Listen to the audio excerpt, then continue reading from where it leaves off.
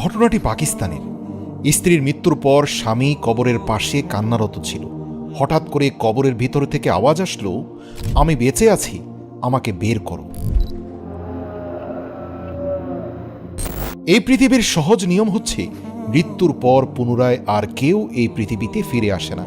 কিন্তু আল্লাহ রব্বুল আলামিন মানুষের শিক্ষার জন্য এমন কিছু ঘটনাকে মানুষের সামনে নিয়ে আসেন যেগুলো শুনে মাঝে মধ্যে আমরা ভাষা হারিয়ে ফেলি। এক ব্যক্তি তার প্রিয়তম স্ত্রীর মৃত্যুর পর কবরস্থানের পাশে দাঁড়িয়ে ক্রন্দনরত ছিলেন।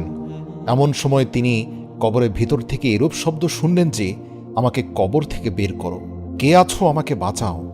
যখন সেই ব্যক্তি দু একবার এই শব্দ শুনলেন, তখন লোকটি ভাবতে লাগলেন যে এ তো ভয়ঙ্কর ঘটনা, কেননা তিনি নিজ হাতে তার স্ত্রীকে কয়েক ঘন্টা পূর্বেই দাফন করলেন। এদিকে সন্ধ্যা ঘনিয়ে আসলো।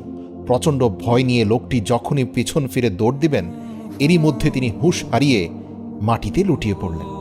কিছুক্ষণ পর তিনি দেখলেন কবরের কিছুটা দূরেই একটি বস্তি রয়েছে। সেখানে লোকজন দৌড়ে আসলো তার চিৎকার চেঁচামেচি শুনে। পরবর্তীতে তারাও কবরের পাশে গিয়ে দাঁড়িয়ে সেই শব্দ শুনতে পেল। পরবর্তীতে সবার বিশ্বাস হলো যে সত্যি এই আওয়াজ কবর থেকে আসছে। বিশ্বাস হয়ে যাওয়ার পর এবারে সে মানুষজনের মধ্যে কিছু মানুষ বলতে লাগলো যে প্রথমে এই বিষয়টি নিয়ে ওলামাদের সঙ্গে আলাপ করতে হবে, জেনে নিতে হবে কবর খোঁড়া জায়েজ আছে কি নেই। এরপর সে লোকগুলো মহল্লার ইমাম সাহেবের কাছে গেল এবং জিজ্ঞেস করল, এমনভাবে কবর থেকে আওয়াজ আসছে, আওয়াজটা কিছুটা এমন যে আমি জীবিত আছি, কে আছো, আমাকে উদ্ধার করো।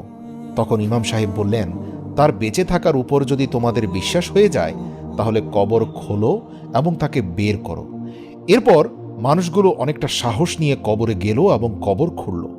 যখনই কবরের উপরের তক্তাটি সরিয়ে দিল, তৎক্ষণাৎ তারা দেখতে পেল যে কবরের ভেতরে একটি মহিলা নগ্ন অবস্থায় বসে আছে এবং তার কাফন একেবারে গলে পচে গিয়েছিল।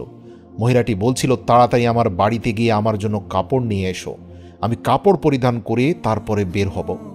এরপর সকল মানুষগুলো দৌড়াদৌড়ি করে তার বাড়িতে গেল এবং সেখানে গিয়ে তাদের পরিবারের লোকদের কাছ থেকে কাপড় নিয়ে আসলো। তারপর সেগুলো কবরের ভেতর ফেলে দিল। এরপর সে মেয়েটি তার কাপড় পরল আর চাদরকে নিজের উপরে জড়িয়ে নিল। এরপর সে দৌড় দিয়ে নিজের ঘরের দিকে যেতে শুরু করলো আর ঘরের ভেতরে একটি রুমের মধ্যে গিয়েই সে তার দরজা বন্ধ করে দিল। এবার যে মানুষগুলো কবরস্থানে এসেছিল তারাও দৌড়ে কিছুটা তার বাড়ি পর্যন্ত পৌঁছালো। তারপর সেখানে গিয়ে বুঝতে পারল যে মেয়েটি তার ঘরের ভেতর থেকে জানালা লাগিয়ে দিয়েছে। এবার সে মানুষগুলো দরজা খটখট করতে লাগলো আর বলল যে দরজা খোলো। কিন্তু ভেতর থেকে সে মহিলাটি উত্তর দিল যে আমি দরজা খুলে দিতে পারি, কিন্তু রুমের ভেতর শুধুমাত্র সেই ব্যক্তি প্রবেশ করবে যার আমাকে দেখার মতো সাহস আছে, কেননা আমার অবস্থা এখন অনেকটা এমন যে কেউ আমাকে দেখার পর সহ্য করতে পারবে না। তবুও যদি কেউ দেখতে চায় তাহলে তাকে খুব মজবুত হৃদয়ের মানুষ হতে হবে। এবার সে সমস্ত ব্যক্তিরা ভেতরে যেতে ভয় করতে লাগলো, এমনকি লোকটির স্বামীও। অতঃপর লোকটির স্বামী সাহসী হৃদয় নিয়ে সামনে এগিয়ে গেল এবং তাকে বলল, তুমি শিকল নামিয়ে দাও, আমি ভেতরে আসব। এরপর তার স্ত্রী দরজা খুলে দিল এবং সে সহ আরও কয়েকজন লোক তার ঘরে প্রবেশ করল। ভেতরে সে মহিলাটি নিজেকে চাদর দ্বারা জড়িয়ে বসেছিল। যখন সে মানুষগুলো ঘরের ভেতর প্রবেশ করল, তখন সেই মহিলাটি সর্বপ্রথম তার মাথার কাপড় সরালো। তখন লোকজন দেখতে পেল যে তার মাথায় একটি চুলও নেই।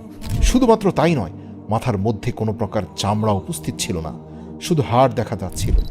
যখন লোকজন জিজ্ঞেস করতে লাগলো যে তোমার চুল কোথায়, তখন মহিলাটি উত্তর দিল যে যখন আমি জীবিত অবস্থায় ছিলাম তখন আমি মাথায় কাপড় না দিয়ে চুল বাতাসে উড়িয়ে পরপুরুষকে আকৃষ্ট করার জন্য নিজের সৌন্দর্য প্রদর্শন করতাম। মৃত্যুর পর যখন আমাকে কবরে নিয়ে আসা হলো, তখন ফেরেশতারা আমার প্রত্যেকটি চুল উপড়ে ফেলে দিল এবং এজন্যই আমার চুলের সঙ্গে চুলের চামড়াও উঠে গেছে। এজন্য আমার মাথার মধ্যে চুল এবং চামড়া কিছুই অবশিষ্ট নেই। এরপর সেই মহিলাটি তার চেহারা থেকে চাদর সরালো। যখন লোকজন তার চেহারার দিকে লক্ষ্য করল, তখন দেখতে পেল যে তার পুরো চেহারায় শুধুমাত্র দাঁত ছাড়া আর কিছুই দেখা যাচ্ছিল না এবং খুবই ভয়ঙ্কর দেখাচ্ছিল। তার পুরো চেহারায় কোনো ঠোঁট নেই, কোনো চামড়া নেই, শুধু 32টি দাঁত দেখা যাচ্ছিল।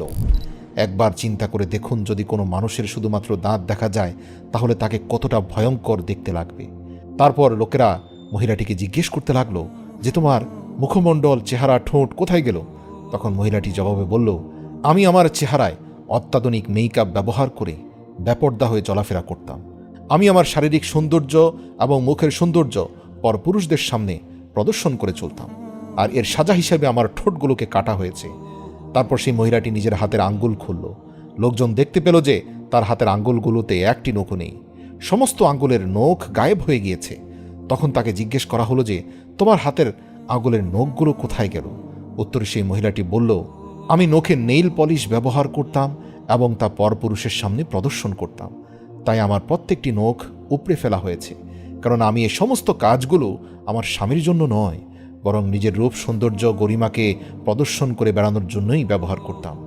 আর এজন্যই আমার মৃত্যুর পর যখন কবরে পৌঁছে গিয়েছি, পৌঁছানো মাত্রই আমার সঙ্গে এই সমস্ত ঘটনা ঘটতে লাগলো। আমার চুলগুলো উপড়ে ফেলা হলো, ঠোঁটগুলো কেটে ফেলা হলো এবং আমার নখগুলোকেও তুলে ফেলা হলো। এই সমস্ত কথাগুলো বলার পর সেই মহিলাটি আবার বেহুশ হয়ে পড়ে গেল এবং একটি লাশের মতো শুয়ে পড়ল। এতটুকু দেখার পর লোকটির হুঁশ ফিরে এলো এবং দেখতে পেল সকাল হয়ে গিয়েছে। কবরের পাশে শুয়ে থাকা সেই স্বামী সোজা হয়ে উঠল এবং বুঝতে পারল রাতে কবর থেকে ভয়ঙ্কর আওয়াজ শোনার পর তিনি বেহুশ হয়ে গিয়েছিলেন এবং সারা রাত কবরের পাশেই তিনি বেহুশ অবস্থায় ছিলেন এবং রাতভর তিনি স্বপ্নযোগে এই দৃশ্যগুলো দেখেছেন। পুরো ঘটনাটি তিনি সাথে সাথে মসজিদের ইমাম সাহেবকে জানালেন এবং ইমাম সাহেব বললেন, আপনি যা দেখেছেন তা মানুষের কাছে প্রকাশ করুন। নিঃসন্দেহে এটি আল্লাহর তরফ থেকে একটি বড় ধরনের মেসেজ আমাদের সেই সকল মা বোনদের জন্য যারা লোকসম্মুখে নিজেকে প্রদর্শন করে বেড়াতে পছন্দ করে।